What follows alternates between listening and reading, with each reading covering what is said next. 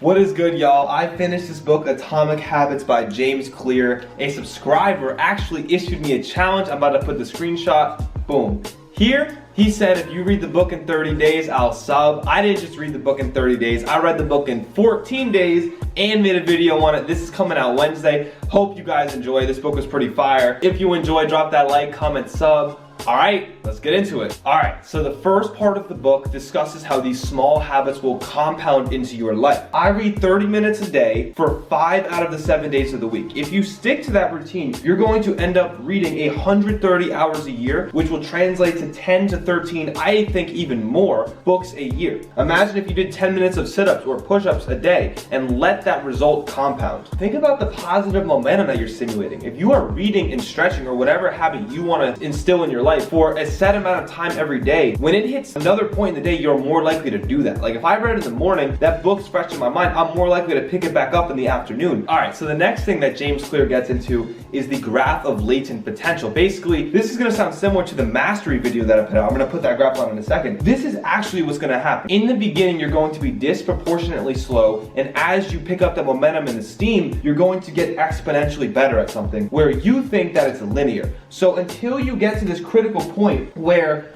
you actually are as good at something as you think you should be, then it's going to be a lot of disappointment. You're going to be frustrated, and that's what this is. It's like this disappointment kind of trap until you've gone enough time to surpass it. Boom! Here goes a mastery clip. In summary, the reason why you guys have not hit that skill threshold is because you haven't hit the critical point. This part of James Clear's text really struck me, where he talks about goals and systems. He makes the clear distinction that winners and losers both have the same goal. Winners and losers both have the goal of a championship, but their system of how to practice and how they train is what ultimately dictates the outcome. We all have goals of getting straight A's, but who really studies and sleeps the way that a straight A student would? We all want a fit body, but who eats and trains the way that would result in a fit body? Process over product, process over outcome, system over goal. Most habits are triggered by your outcome. If you think about if you want to smoke a cigarette, you are driven by the outcome. I want to smoke a cigarette.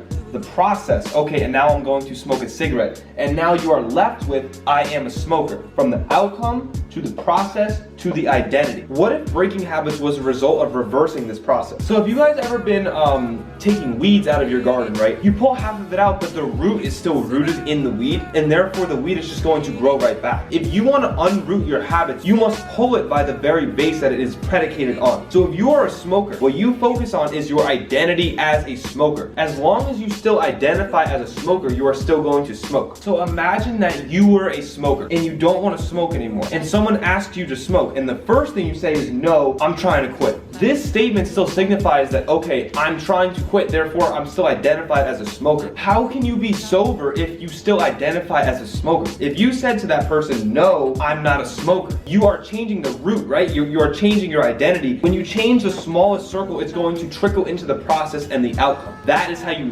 really unroot a habit. Okay, so the 4 steps involved in a habit are the cue, craving, response, and reward. This is similar to Charles Duhigg's Power of Habit, the 3 steps being cue, routine, reward. We have, like I said, the cue, the routine, the reward. It's a 3-step circular process. James Clear's proposed solution, right? With your cue, you gotta make it obvious. Your craving, you make it easy. Your response, you make it attractive, and your reward, you make it satisfying. And this is ultimately through like influencing your environment, through hanging with the right people. I'm going to dive into each of these right now. Something that I kind of already did innately, but when he wrote it, it really made a lot of sense. It's called habit stacking. So basically, if you already have a behavior that you already do every single day, like you brush your teeth, eat, take a shower, whatever it is, you want to stack another behavior right after that. You want to associate a behavior right after that. You take a more likely habit and you combine it with a less likely habit, so then they associate together. I get up every single morning and I meditate. That is something I do every morning. So if I want to stretch, that's a perfect time to throw it in because I'm associating meditating with stretch. I'm now making a singular habit into a routine. Or after I brush my teeth, I'll do crunches. After I shower, I'll do push-ups. Whatever it is, James Clear suggested that you write out everything you do consistently every single day. So that's like eat, brush your teeth, shower, whatever it is,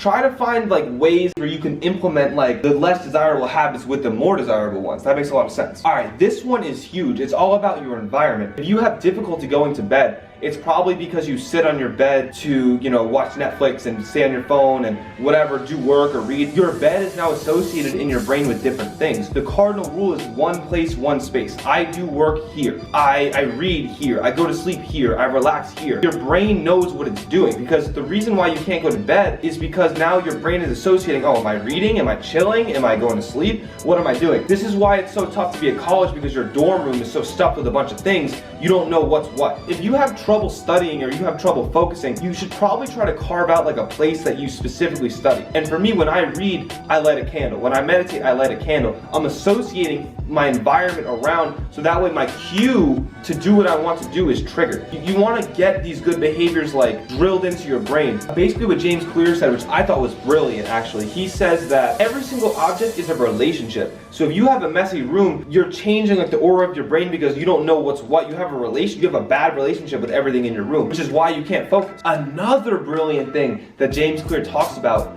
is people who have really high discipline and high willpower. It's not because they're inherently different than anyone else, it's because they spend less time having to use it, right? So find a way to spend the least amount of time in temptation, whatever it is for you. If you want to study, don't put your phone right next to you. If you want to go to sleep, don't put your technology in the same room. Like, find ways to optimize your environment so that way you do what you want to do. You are 57% more likely to be overweight if you have an overweight friend. If you're in a group of friends that's extremely intellectual and reads a bunch of books, if you don't read, you're now an outlier. You want to go with the grain. You want to start hanging around people who exhibit your desired behavior as their norm. If you hang around with people who are athletes, working out is a normal behavior. If you're not in shape, that's a desired behavior. So it's really about hanging around with the right groups. Groups are a plus or minus because it depends on who they are. Because if I hang around everyone who smokes cigarettes and I don't want to smoke cigarettes, I'm going against the grain. Basically, this professor divided his class up into two groups, and he said, okay, group A, you're going to be graded on quantity. You have to take 100 photos a day for an A, and the other group is like, okay, you have to take one photo for the entire semester, but it has to be a perfect photo. And he was surprised to find that at the end of the semester, the group who had the quantity actually ended up taking the best photos. Through the hundreds of photos, hundreds of repetitions, they cultivated their craft. They got better at what they were doing, and they were taking better photos because of the action and repetition that they were indulging in. This graph shows it as well. The more reps that you put in, the more automatic the habit becomes. It's only so many reps consciously before it becomes automatic. Like,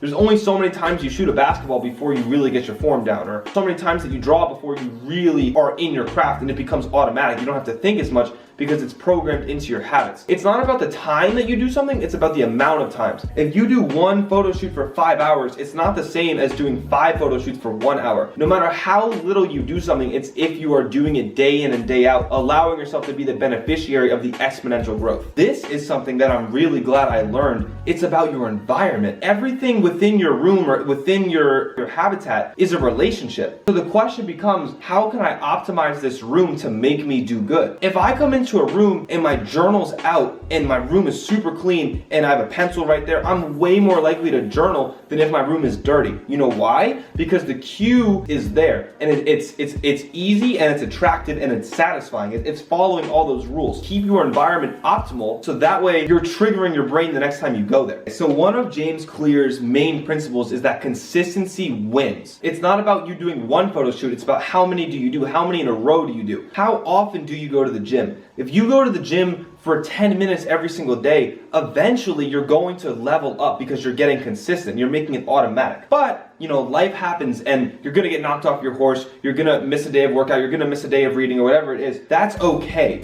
But do not stack 2 in a row, because if you stack 2 in a row, it goes from like a one-time thing to your identity. If you have a bad meal, you have pizza, ice cream, okay, it happens, we're human. You gotta make sure you eat extra clean that next day because you don't wanna start negative momentum. If you can do something every single day, even if it's a little thing, like even if you just get out your yoga mat and stretch for a minute or two, it's gonna add up. You have to trust the consistency of it. If you wanna build something, it's consistent. That's what's going to get you there in the end. What's it gonna look like a month from now, 3 months from now, if you stick to it? How to stay motivated in a task, right? Because if you're doing something that's too easy, you're not going to be motivated because you're bored. You're on a really easy level of difficulty, so therefore you're bored. But likewise, if something's extremely hard, you're really low on the motivation scale because you're failing. And no one wants to play a game they can't win. So where you want to be is like that sweet spot, that flow state, that that moderate sense of difficulty where you're so engaged in what you're doing. It's kind of automatic because it's somewhat easy, but it's also stimulating because it's difficult and you're trying something new, which puts you at an extremely high level of motivation and the optimal way to progress as well. So if you're bored lifting weights or you're bored working out, it's too easy. If you're struggling to even go to the gym, it's too hard. You have to find like the Goldilocks, the middle ground of it. And this applies to whatever. Like if you can't read 100 pages a day, that's too hard. Reading 1 page is too easy. Find your middle ground, a middle ground that you can engage in consistently, and that's going to stimulate the most growth. This flow chart is basically a similar thing. If you have too much skill and it's not challenging enough, then you're going to be bored. Like an NBA player or a high school varsity player playing against middle schoolers, it's boring. If you're a middle schooler playing against NBA players, you're anxious because you don't have the skill and you're extremely challenged. So you have to find the optimal state. Your skill is high and it matches the challenge. Okay, to simply sum up this book, this is what I would say. Consistency, however small, is always going to win. You show up every single day, eventually you're going to be the beneficiary of an exponential graph. If you stay consistent, you're going to get over that gap of latent potential. You're going to finally have your skills match the time that you put in if you stay with it, if you stay consistent, if you have a scope of the long game. Next, habits start with identity. You can't change your habit of smoking if you still identify as a smoker. You have to say, no, I'm not a smoker. It's not, no thanks, I'm trying to quit. It's no, I'm not a smoker. When you change your identity, it changes your process, which in turn changes your outcome. This goes back to your process over product, your strategy over your goals. Your support group and your environment. Like I said, that study with 57% of people who have an overweight friend are also overweight. It's who you hang around with. They're going to trigger your cues and your cravings. When I hang around my friends who do certain things, I have the feeling that I want to do something like that too, even though I don't. It's just my environment is tricking me. And this goes for studying, this goes for your room. Keep your room clean, one place, one space. You don't want to associate multiple things with one area. Your brain's gonna get confused. This can be little cues like turning on a lamp or lighting a candle. If you say, I'm gonna turn this lamp on every single time I study, preparing the two. And lastly, it is action, action, action. Quantity over quality. It's that study with the photo shoot. Keep taking the reps. The more reps you get, the better you're gonna get at it, the more you're gonna see. That's Atomic Habit. I really enjoyed. If you guys feel the need to challenge me to read a book that you want me to read, I will read it within 30 days and make a video on it. But if I do, that means you have to tell your friends about my channel. You gotta spread it. That's the wager. That's it, guys. I hope you guys enjoyed. It was a great book. Thank you for recommending it. I hope you stayed subbed. Like I said, I'll throw that screenshot up again right here. I'm out, y'all. That's it. Peace.